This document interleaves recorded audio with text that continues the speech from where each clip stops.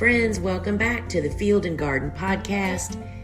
So glad you're here. It is your friend in flowers, Lisa Mason Ziegler. Thanks for dropping in. I hope you have a cup of tea or you're driving down the road and you've got a few minutes because I can't wait to share this topic with you. But before we jump in, just a reminder that you'll find our home base over at thegardenersworkshop.com where, friends, we have all kinds of stuff over there. You can sign up for our farm newsletter. You'll find our online garden shop, our library full of courses, as well as so many great resources. So you're always invited and the door is always open to you at thegardenersworkshop.com. Now, in this episode, I'm offering a kind of a glimpse into a time of flower farming that few ever make it there. You know, some never see it to realize that they can even have it. Or others, quite frankly, just flat out quit before they come close or even before they get a glimmer of what the good life can be, right? So it's what we dreamed a flower farming life could be like back before we dove in and started clouding up the view, y'all. Before we started digging a hole that can become so deep that few can make it out of that hole. We make it near impossible to see the light of what this life truly can be. In short, we bury ourselves alive, y'all. That's kind of what happens. So this is for you that needs to hear this before you start digging that hole. I want to suggest a possibility that I hope can add to your North Star, the thing that you're focusing on in the hard times. It's the time period that begins after the first, say, 1 to 5 years of building a successful flower farming business. And it's that flower farming good life, right? And I'd like to just take a little sidebar here. Since I mentioned, the 1 to 5 years to build a flower farming business, the length of time that it takes to build a successful flower farming business completely depends 100% on you, the choices that you make along that journey. This is a reality check-in. It is all capital ALL up to you. Win or lose. That is the gift, or some may see it as the curse of starting a business, is that you are in the driver's seat. You're the driver. Think about that, being in the driver's seat of a car. Business successes, and yes, every failed flower farming venture that didn't get off the ground or it died out, it was all the driver's doing. Harsh truth, y'all, true words. I have said previously that this is the year of speaking the truth, but it is true. I mean, all the failures, all the problems, every mess up I have made, I look back and it's because of some stupid decision I made. And it always is traced back to the choices. So just wanted to insert that there. And so back to the story, right? So what do we think that good life of flower farming is? So, what is the good life? So first, I am not implying or saying or meaning that one day flower farming business is going to be easy. That is never going to be the case. So cross that off your list. No business is ever easy. That was probably one of the most surprising things for me in business. It's like you don't one day arrive and it's smooth sailing from here on out. That is just not the way it goes, right? So cross that one off your list. And I'm not going to also tell you about, amazing success stories of flower farming business friends like Steve and Gretel of Sunny Meadow, or Pamela and Frank Arnowski of, Arnowski's Flower Family Farms, because they both have built flower farming family businesses that are their livelihoods, and they are doing it so very, very well. While they inspire, no question, and they keep me personally in awe of all that they do. I shake my head so many times when I see what they're doing. It's like, how is that possible? right? But these models are not what I have found through all these years of teaching and mentoring and helping other flower farmers. These are not the goals or the ideas or the dreams that lead most aspiring flower farmers. It wasn't mine either. I knew that those things were beyond my reach, right? What was my vision kind of the good flower farming life? What are the things that drove me to do this? And I think that you can maybe insert your little changes into what I'm about to say and find what your vision was when you started all this before you got buried alive, right? So the first thing for me is I wanted to stay home. I can remember, I had a job that I loved, by the way, y'all. I was the business manager of a busy, vibrant veterinary hospital for like 18 years, I think it was. Loved my job. But I can remember the day that I had already began dabbling. I'd already read the book about flower farming. I was starting to do it some kind of like, I hadn't really decided, but I was planting more flowers and not sure where I was going.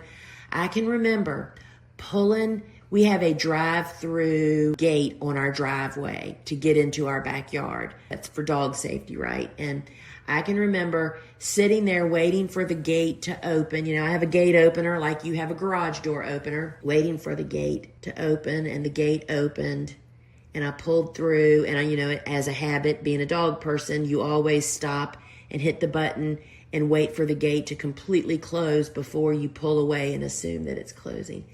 And I can remember sitting in the driveway waiting for the gate to close and looking over my shoulder back at my garden and just not wanting to leave. That's the day that it started of how can I make that happen? How can I make that possible? So that was the first thing that happened, is that, I really wanted to find a way to stay home. And secondly, again, sitting in that same driveway, I wanted to stay home with my dogs. And I always knew that, right? I mean, dogs were my life back then. I was involved in the sport of dogs, dog shows and obedience trials and all that stuff. Hung out with dog people. And I can remember sitting in that driveway waiting for the gate to either open or close and looking over and I had 2 dogs back then, seeing 2 of my Goldens' faces staring at me from the window. That was pretty wild. That was like, okay, I want to stay home and hang out and be with my dogs, right? And then thirdly, I really wanted to find a way to work in a garden, growing these beautiful flowers that I was figuring out how to grow as my day-to-day job. I loved it, y'all. I often say I love being hot and dirty. That's the life of a flower farmer. You're always hot and you're always tired and you're usually dirty. And I just wanted to find a way to really embrace that. And that was the catalyst to make all these other things to come to pass, right? And then another part for me was I wanted to do it organically, which, seems like a no-brainer today in 2025. But back in 97, when this was happening, organic was like a word for a hippie. It was not what everybody aspired to do. It wasn't available. You couldn't find organic products. Nobody talked about organics. It was like, back in the 60s kind of thing. But for me, as a educated veterinary person and having dogs and having golden retrievers that routinely dug their own turnips, picked their own beans and tomatoes, and tore down stalks of corn to get the ear to eat, it quickly became apparent to me that I did not, what kind of contamination were my dogs getting? Not to mention they walk on their bare feet and then lick their feet. So doing it organically really became a leader in making all this really become true. And then lastly, which now if I was making this list today, this would have been at the top. And I think we let those 4 previous things potentially override the 5th one. And that is that I wanted to create gain for me and my family. That means make money, y'all, in some way, build your assets. And so often people say, oh, I do it because I love it. Well, then it's not a business. You're a gardener with a lot of flowers. And there's nothing wrong with that. Nothing absolutely wrong with that. We're talking about the flower farming good life. That means a flower farming business, right? And so for me, back once Steve and I were married, which was only a year or two before I started pursuing this, before that, I was putting the bread on my own table. Well, once I married Steve, that all changed. I was no longer the sole provider for my livelihood. And so my priorities changed. And for me, number one is I really wanted to feather our nest for retirement. And also I wanted to build the assets here on, we knew that we were never leaving this property, most likely. It's a family place. His grandparents, his parents were here. We know that we're rooted in like turnips here, right?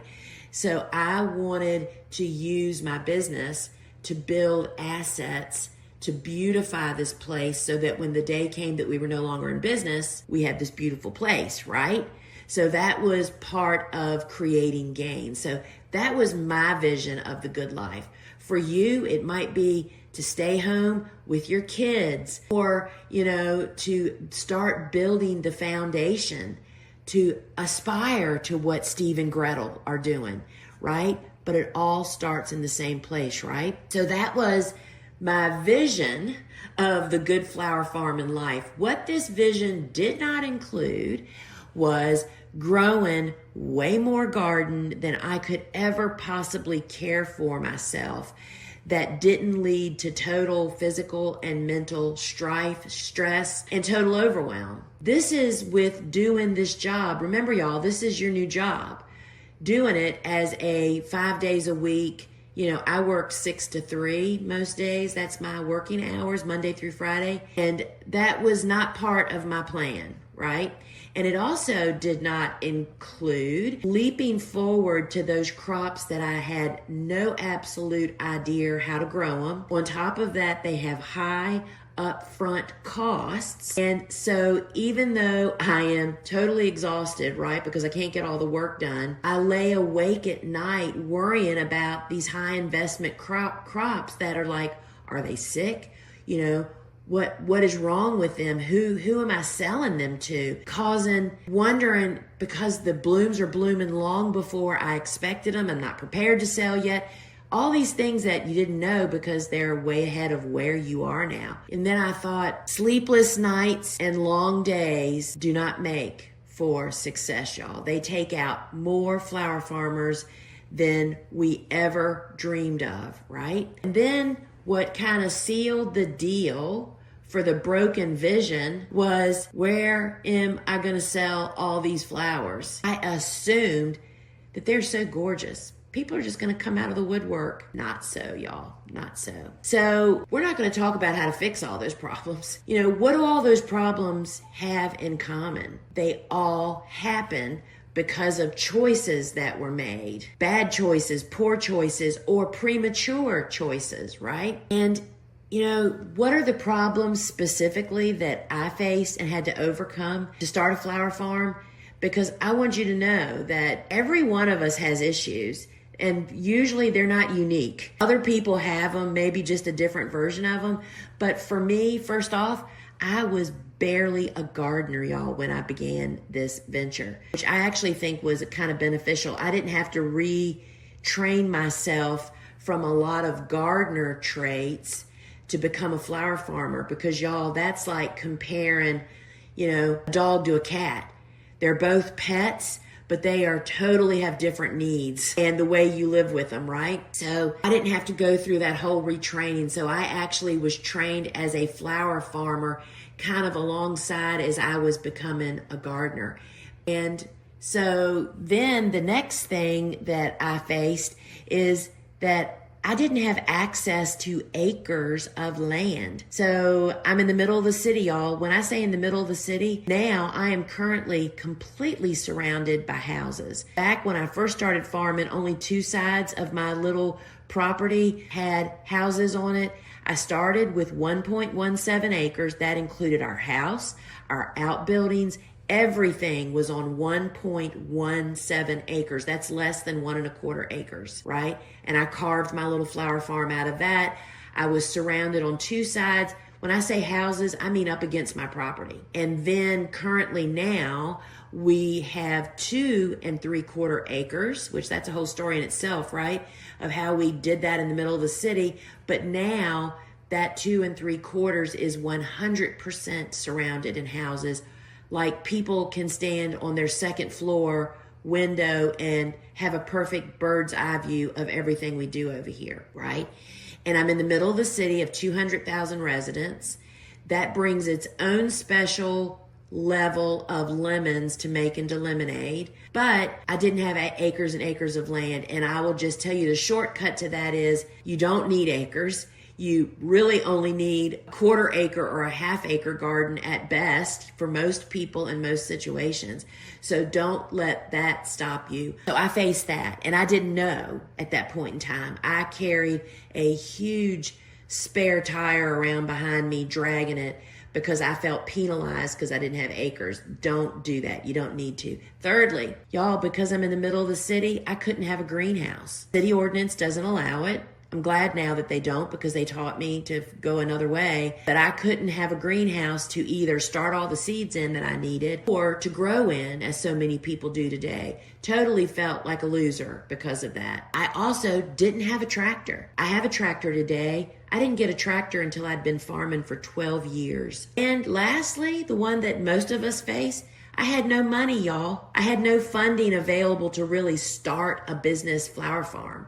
Right? So those were the problems that I had to overcome and did, as you can see, pretty successfully, right? Most flower farming visions start somewhere between those big successful flower farms that I mentioned in the beginning of my friends and where you might be standing right now. And what I'm suggesting is that there is a place that you can make your dream into a reality, and that can lead to whatever you define the good flower farming life is for you and your family. And what derails that dream from becoming really, y'all, a plan that actually in reality that can be executed, I find that it's the same thing and they're very directly related to each other. It is out of control spending and overplanting. And that's the hole that I was referring to early on that we dig. We dig a hole that we just bury ourselves. We make a bed that we can't possibly lie in and stay in and survive. You know, that's why people quit, because of this hole they dig, because of this bed they lay for themselves. And it's those impulsive trait that every gardener faces. You have to fight it. We all have to fight it, and we have to channel it into something else, actually, because it's that desire and drive that makes most flower farmers. Most flower farmers got their start as overachiever gardeners. You know, I often say it's gardeners gone wild. But gardeners gone wild might get you to make the leap to say, I'm going to do it, but then you have to get control. Or you spend a lot of time spinning your wheels, spending tons of money, and few people make it through that, right? So you have to face that impulsive trait. Sometimes just hearing all this stuff makes you realize, well, maybe that's my problem. I know that's what happens to me all the time. So buying way more than you have room for or that you can possibly care for is perfectly fine if you're a gardener with no bottom line. You have a bottomless pit, right? Go for it. Have my blessings. That's the way to live. There's nothing wrong with that, right? But the day that you want to start a flower farming business and you want to succeed and reach this good life part that I am telling you is there for the picking, you must choose to not act on impulses and aim to stay within the lines of planning and starting a flower farming business. Now, I'm not saying we would all do that differently. Everybody's like, oh, well, I don't want to do what everybody else has done. Friends, yes, you do. You want to follow the people who have succeeded in what you want to do. No matter how hard you tried, you still couldn't do it exactly like me or exactly like anybody else in the flower farming world. But there is a reason that you should follow in the footsteps of those people when you're starting a flower farming business that have started a flower farming business before and have succeeded, right? So I wish somebody had told me that when I first started, because I felt like I needed to be different, something better, something special, and nothing could have been further from the truth. And so fortunately, one of my strongest character traits as a severely dyslexic person, and this is a gift of being a dyslexic, is that we're incredible problem solvers, because we face problems all the day long, y'all, just in life. And that is what made me into the flower farmer that I became, because I faced a lot of problems, which previously mentioned. I lived in the middle of the city with no land, really didn't know what I was doing, had no money, no greenhouse, and no tractor. Right? Those are pretty big problems, right? So I focused on overcoming and solving those issues by solving them within things that were within my reach. It's like I didn't say, I'm going to fight the city and make them let me have a greenhouse. I learned how to farm without a greenhouse and without having a tractor. And it's the best thing I ever did, y'all. But I found something within my reach, right? I chose to not dig that hole deep. And I'll tell you, there are people that so encourage me, go to city council and fight them on that. It's like, you barely have time to fix dinner when you start flower farming. Who has time for all that, much less get trained and equipped? I was not going to fight City Hall or swim upstream, right? I chose not to dig that hole. I chose to choose solutions that were within my reach. And I could have dug that hole pretty deep, but I didn't. I couldn't possibly see myself climbing out of the hole that would have to be dug, right? I made the decision to create a business that led to a future that still includes hard work, y'all. Don't even ever forget about that. But to have a business with a level of satisfaction that few people ever feel. And I did that based on the choices that I made. And I made those choices because I wanted what I knew was the good life in the end, to build a business, to the self-created. I wanted to put an end to the self-created overwhelm and sleepless nights. They're now in like my rear view mirror. And I got to tell y'all, it's good. There is a way to make sweet lemonade out of our lemons, but it's our choices, y'all. It's the choices that we make that provide the gas that fuels either the fire of success or the fire of failure. And beyond, there is a way to live with a flower farming business that you mold. I mean, isn't that not the gift? We all want to start a business so we're in control, but few of us actually take control. We just let it control us and just fall in. It does not need to be that way. And, the choices are up to you. And that's what I just want to remind everybody. It is all up to you. You're the driver. And that's a harsh reality. I know I can look back every time I make a stupid, impulsive choice. I look back and think, why did I even do that? I can tell you one thing. One rule that I've tried to implement is you do not have to make 99.99.99% of decisions in the next 20 minutes. We need to sleep on stuff. Wait, give it some time, let it seep in before you say or do things that you can never take back. You can try, but you can't. And a lot of times it's at great financial cost. Because let me just tell you in a nutshell what I see happening to people. They overspend grossly, most often doing it on credit. And then they get overwhelmed. They can't possibly go on in the state that they're in. And they just call it quits and they figure out another way to pay their debt. It drags their family down. Their family is, with them in the beginning. But once this downward spiral begins, they give up. And it doesn't have to be that way, friends. So friends, if you want to learn more about the work that we do at the Gardener's Workshop, know that the door is always open for you to drop in at thegardenersworkshop.com.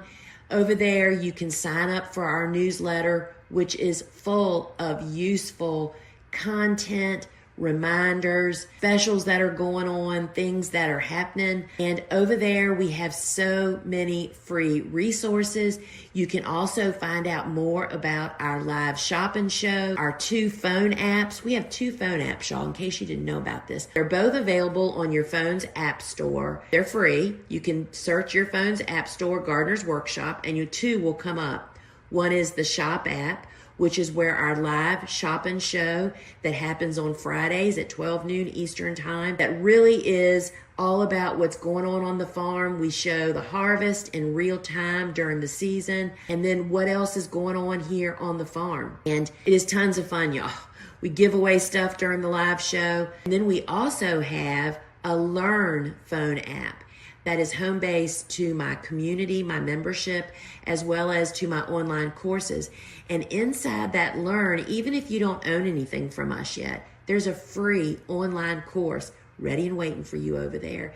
And it is put together how we built that trellis tunnel that's here on my farm. It's about 50 feet long. Anyway, that's waiting for you inside the Learn app. You can learn more about that over at thegardenersworkshop.com, as well as we have a full library of online courses like Flower Farming School. We have a workshop preparing to sell to florists. We have a cool flowers from seed to harvest, and so many other schools and workshops over there for you. You'll find our online garden shop that is stocked with the same tools, seeds, supplies that I use here on my farm, plus my books, friends. I would love to sign a book for you. So friends, we just want to equip you wherever you are in your walk, whether you have a little cutting garden in your backyard, which we have a great little course and digital book, The Easy Cut Flower Garden, my very first project that I brought out. That's about a 3x10 cutting garden that is perfect for the home gardener or the person wondering if flower farming could be for them. Friends, it's all over there at thegardenersworkshop.com. And we're here for you. So friends, until we meet again, ciao.